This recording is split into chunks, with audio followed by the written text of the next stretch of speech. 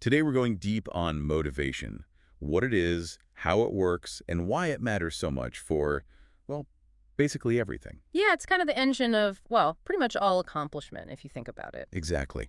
And we're going to be pulling some seriously cool insights from the book Drive by Daniel Pink, but, you know, from this point on, we'll be focusing on the ideas themselves, not the source, just to make it super clear. Yeah, good idea. Get ready to rethink some of those old school ideas about what really gets us going. Yeah, you might be surprised by what the research actually shows. You ready to dive in? Absolutely. Hit me with it. Okay, so um, the traditional, like, carrot and stick approach, the one we've been using forever to, get people moving, it might actually be, well, holding us back. Okay, hold on. Let's back up for a second. Hmm.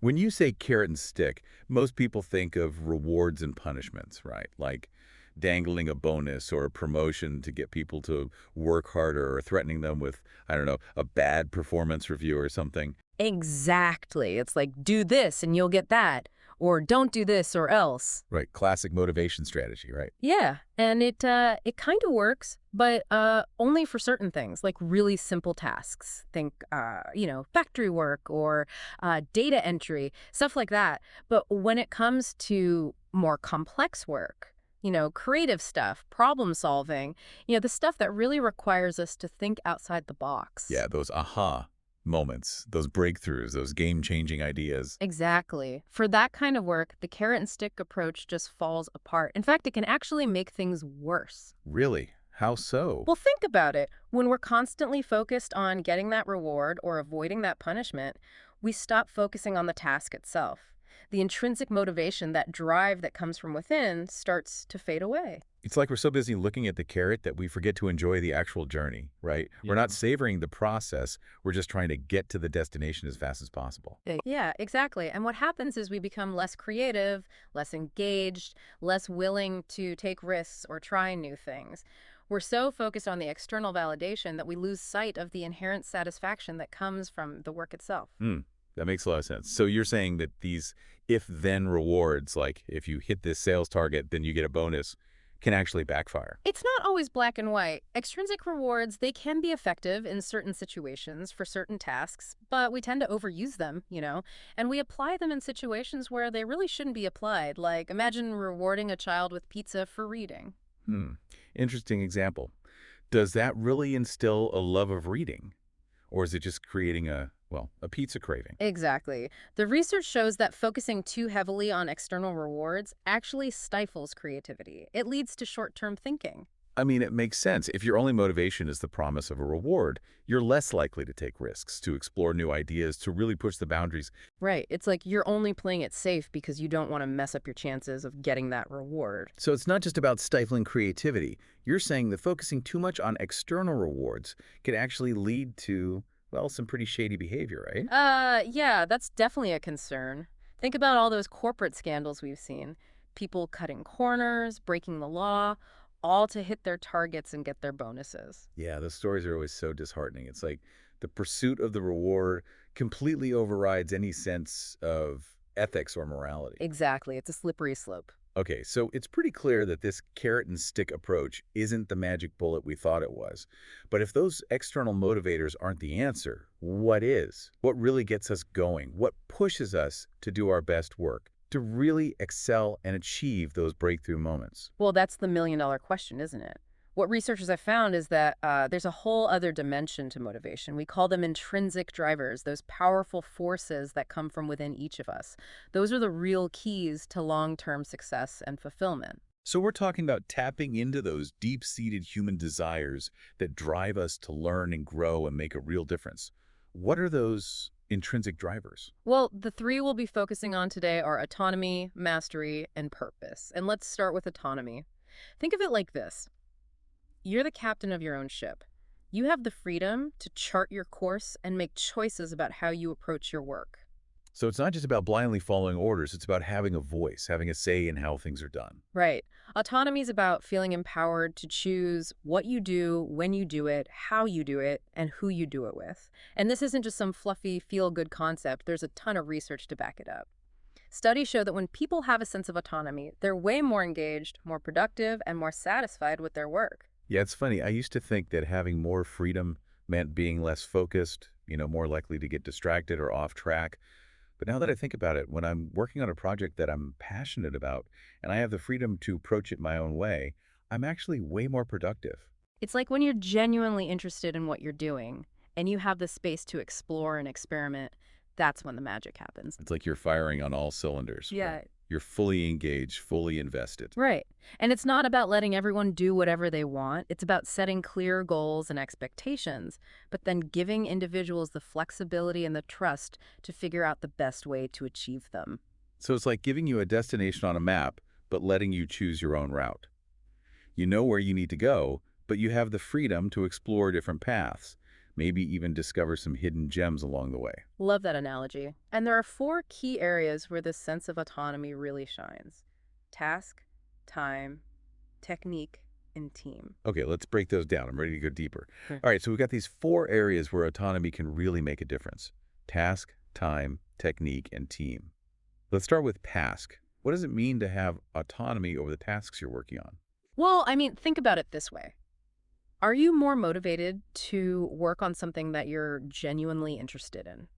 Something you're passionate about, something that really lights you up. Oh, absolutely. I'm way more likely to like pour my heart and soul into a project if it's something that I'm truly excited about. Exactly. It's like if you're forced to write a paper on a topic you couldn't care less about, it's going to feel like pulling teeth. Right. Yeah, I've been there. But if you get to choose a topic that you're genuinely curious about, well, that's when the research, the writing, the whole process just comes alive. Totally. It's like night and day. And it's not just about personal preference either. Giving people autonomy over their tasks can actually lead to significantly better results. Oh, really? How so? Well, there's this famous example from Google. They had this policy called 20% time, where they encouraged their engineers to spend 20% of their time working on, well, basically anything they wanted. Wait, so they were giving their employees permission to just goof off 20% of the time? Not exactly goofing off. It was more about encouraging them to explore their own interests, to pursue projects that they were passionate about. Interesting. So what happened? Did it lead to anything productive? Oh, yeah. Big time. It's actually how they came up with some of their most innovative products, like Gmail and Google Maps. No way. Yeah, Seriously. yeah. Those both came out of that 20% time initiative. Wow, that's pretty amazing. So giving people the freedom to explore their own ideas, even within a structured work environment, can lead to some serious breakthroughs. It's like that's where the real innovation happens, when you give people the space to think outside the box. Makes sense. Okay, so that's task. What about time? What does it mean to have autonomy over your time? Well, this one is especially relevant these days with the rise of remote work and flexible schedules. Yeah, the whole 9 to 5 grind is definitely being challenged, isn't it? Yeah, it's becoming more and more clear that that traditional model, everyone chained to their desks for 8 hours a day, it's not really working for a lot of people. I think we can all relate to that feeling of like being stuck at our desks, watching the clock, just waiting for the day to be over. Right, it's soul crushing. And it's not just about comfort either, though. That's definitely a factor. But it's more about the fact that people have different rhythms. Different schedules, different peak performance times. Exactly. Some people are morning people, some are night owls, some people have kids to take care of, some have other commitments. When you give people the freedom to choose when and where they work best, to create a schedule that actually works for their lives, well, they're just going to be happier and more productive. It's like trying to force yourself to be creative on someone else's schedule. It just doesn't work. Right. You need that flexibility to tap into your own natural flow. Absolutely. Oh. Okay, so that's task and time. What about technique? What does autonomy over technique look like? So this one is about having the freedom to choose how you approach a task, how you use your skills and knowledge to achieve a goal. So instead of being micromanaged and told exactly how to do everything, you're given the space to experiment and figure out what works best for you. Exactly. It's about trusting people to use their own judgment, their own creativity, their own problem-solving abilities. There's a great example of this with the software company Atlassian. They have something called FedEx Days. FedEx Days. That sounds kind of cool. Yeah, it's basically like a hackathon for innovation. Yeah. Engineers get 24 hours to work on literally anything they want, and then at the end of it, they present their solutions to the company. Wow. So it's like a burst of pure creative energy, totally focused and directed. Exactly. And you know what? It's led to some major breakthroughs for them. It's like proof that when you give people the space to explore and experiment, amazing things can happen. Okay, so we've covered task, time, and technique. What about team? What does it mean to have autonomy when it comes to teams? So this is about having some say in who you work with, who you collaborate with. Teamwork is obviously super important, but it works best when you're surrounded by people you like, people you respect, people you can learn from. Right, it's like you want to be on a team with people who are on the same page as you, who share your vision. Totally. And some really cool companies are actually letting employees self-organize into teams based on like shared goals and interests. Wow, so instead of having managers dictate who works with whom, they're letting people naturally gravitate towards the projects and teams that really excite them. Exactly. And it makes total sense, right? When you're working with people you're excited to be around, people you're like genuinely vibing with, you're going to be way more engaged, way more It's motivated. like the energy just flows, Here, right? totally. Okay, so we've got a good grasp of these four aspects of autonomy: task, time, technique, and team. It all sounds great in theory, but how do we actually like put this into practice? How do we create more autonomy in our workplaces, in our lives? Mhm. That's the million-dollar question, right? It's not always easy, but there are a lot of practical things we can do. It really starts with a mindset shift, though, for both individuals and organizations. So it's not just about changing policies or, implementing new systems. It's about changing the whole culture of work. Exactly. It's about creating an environment where people feel empowered to take ownership of their work, to experiment, to learn from their mistakes, to contribute their unique talents and perspectives. So, concretely, what can we do? What are some tangible steps we can take to foster more autonomy in the workplace? Okay, so first off, you got to set clear goals and expectations, make sure everyone knows what the what is. But then you got to give people the freedom to figure out the how. Don't micromanage them. Trust them to use their skills and judgment to find the best way to get there. So, give them the destination, but let them choose their own road. Exactly. And encourage experimentation. Don't punish people for trying new things, for thinking outside the box. Mm. And for the love of all that is holy, don't punish them for making mistakes. Mistakes are inevitable, and they're often the best way to learn. Right. It's all about creating that safe space to fail, to try things out, to learn and grow from those experiences. Totally.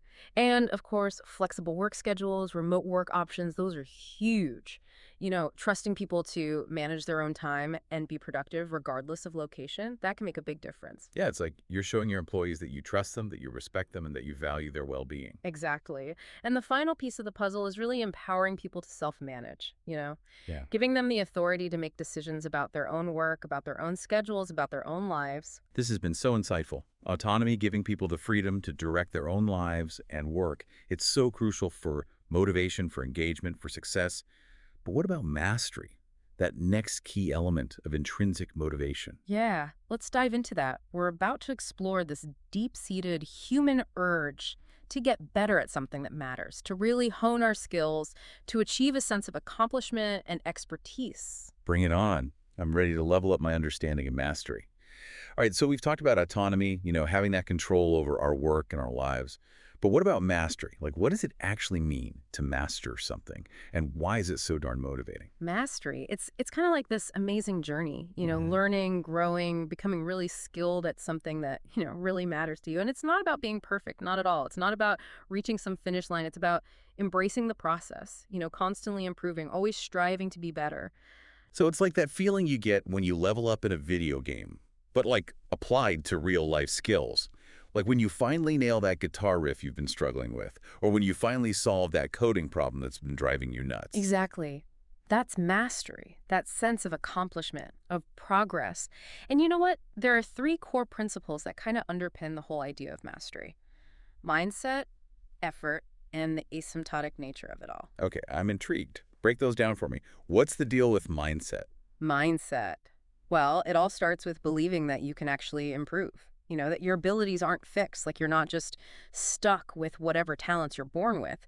You can actually develop your skills through effort and practice. This is what I call a growth mindset. Oh yeah, growth mindset. I've heard of that. It's like instead of saying, I'm not good at math, you say, I haven't mastered math yet.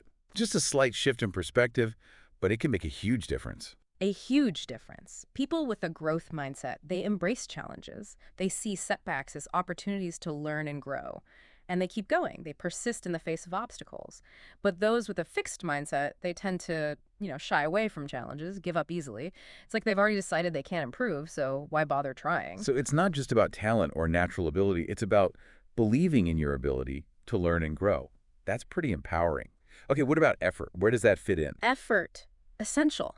You can't achieve mastery by just like sitting back and hoping for the best. It takes dedication, it takes discipline. You got to be willing to put in the time and energy to hone your skills. So it's about showing up consistently, practicing deliberately, pushing past those comfort zones. You got it.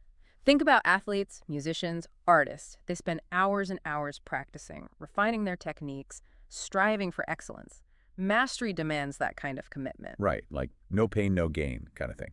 Okay, so mindset and effort, got it. What about this asymptotic nature of mastery? That sounds kind of intimidating. Don't worry, it's actually a very freeing concept once you wrap your head around it. The asymptotic nature of mastery basically means that we never truly arrive. Hmm. There's always room for improvement, always another level to reach. You're never really done learning and growing. So it's not about reaching some ultimate destination. It's about enjoying the journey of continuous learning and growth. Kind of like a mountain climber who conquers one peak, but then there's always another one on the horizon. Perfect analogy. It's a lifelong pursuit.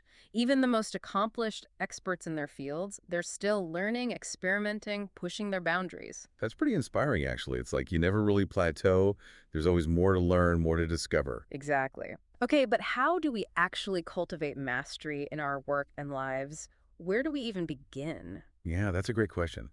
It all sounds great in theory, but how do we put it into practice? Well, there are a few key strategies that can help.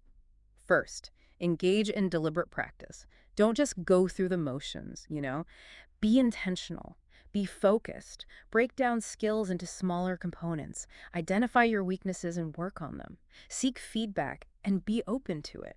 And don't be afraid to push yourself beyond your comfort zone. So it's like the difference between, just shooting hoops in your backyard and having a structured basketball practice with drills and a coach who's giving you feedback and pushing you to improve. Right. Deliberate practice is key. Second, set challenging and meaningful goals. Goals give you something to strive for. They give you direction. Make sure they're ambitious enough to stretch your abilities, but not so overwhelming that they feel impossible. And break them down into smaller milestones so you can track your progress and stay motivated. So instead of just saying, I want to learn a new language, you set a goal to, like, I want to be able to have a 5-minute conversation in Spanish by the end of the month. Exactly. Break it down into manageable chunks. Third, embrace failure. Everyone makes mistakes. It's just part of the learning process. The key is to reframe failure as an opportunity to learn and grow. Don't beat yourself up about it. Learn from it and move on. Exactly. Think about Thomas Edison. He famously said, I haven't failed. I've just found 10,000 ways that won't work. It's about having that resilience, that willingness to keep trying even when things get tough. Fourth, never stop learning. Mastery requires a commitment to continuous learning. Read books, take courses, attend workshops, find mentors, experiment with new techniques and approaches. Always be open to expanding your knowledge and skills. It makes me think of Warren Buffett. The guy's like a gazillionaire, one of the most successful investors of all time, and he's still reading like hundreds of pages a day. Exactly. Never stop learning. And finally, try to find flow. Flow is that state of deep engagement where you're so absorbed in a task that time just seems to fly by. It's like you're in the zone. Athletes, musicians, artists, writers, they all experience flow when they're completely immersed in their craft. Flow.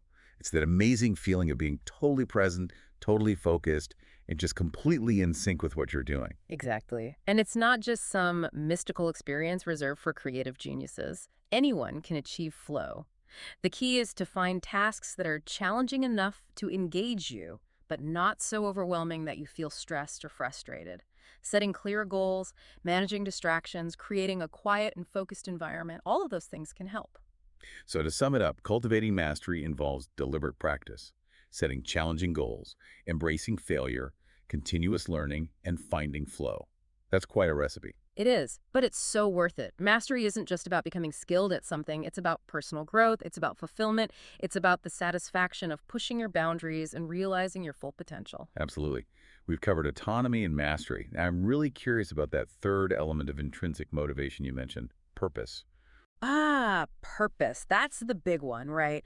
That yearning to be a part of something bigger than ourselves, to make a real difference in the world, to align our actions with a cause or a mission that gives our work meaning. This sounds like it goes way beyond just personal gain or achievement. It's about connecting our efforts to a greater good. You got it. Purpose-driven work is about feeling like we're part of something larger than ourselves, like our efforts are truly contributing to a positive impact. I can imagine that having a sense of purpose can be incredibly motivating. Like it's tapping into this deeper well of energy and inspiration. It totally is. When people believe in what they're doing, when they feel like their work has meaning, they're more likely to be engaged, be productive, to be fulfilled. It's like all their energy is focused, channeled into something that truly resonates with their values and aspirations. All right, so break this down. What are some key elements of purpose-driven motivation? Okay, first off, there's goal-oriented motivation. This is about understanding how your work contributes to the bigger picture, how your individual efforts are actually helping to achieve a meaningful goal. So, for example, someone who works for, say, Tesla, might be motivated by their mission to transition the world to sustainable energy. They can see how their work, their individual contribution, is actually moving the needle on that larger goal. Exactly. It's not just about, punching the clock and collecting a paycheck. It's about being part of something bigger, something that matters. Then there's the whole connection between profit and purpose. It's this idea that businesses can be both profitable and purpose-driven. They can make money while also making a positive impact on the world. So it's not an either situation. You can Ah. pursue your passions, make a difference, and be financially successful. Right. It's not about choosing between doing good and making money. You can do both. Companies like Tom S. Shoes, they're a great example. They've built a super successful business model around the one-for-one concept. For every pair of shoes they sell, they donate a pair to a child in need. Oh, yeah. I love tennis. It's such a brilliant idea. You get a great pair of shoes, and a child gets a pair of shoes. Everybody wins. Exactly. It's proof that doing good can be good for business. And finally, we have personal purpose. This is all about aligning your work with your own values and passions. It's about finding that sweet spot where your skills, your interests, and your values all intersect. So it's about doing work that feels personally meaningful and fulfilling, regardless of what your actual profession is. Exactly. Think about healthcare workers, teachers, social workers. They often find deep purpose in their work, even if it's not always easy or, highly paid. They're driven by a sense of service, by a desire to make a positive impact on the lives of others. Okay, so we have these three key elements of purpose: Yeah. goal-oriented motivation, the connection between profit and purpose, and personal alignment. How do we actually cultivate purpose in our work and lives? How do we find that sense of meaning and make it a driving force? Well, it's an ongoing journey. It's not something you just like find overnight, but there are some concrete steps you can take to move in that direction. First, define your why. Take some time to really reflect on what truly matters to you. What drives you? What do you want to contribute to the world? It's like figuring out your core values, your motivations, what gets you out of bed in the morning, what makes you feel truly alive. Exactly. Get clear on your why. Second, work for a mission, not just a paycheck. Seek out companies, roles, or projects that align with your values and goals. Don't just settle for a job that pays the bills. Find something that you can really believe in.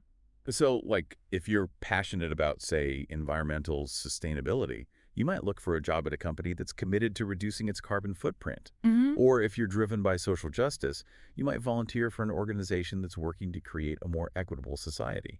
Exactly. Find something that lights you up, something that resonates with your soul.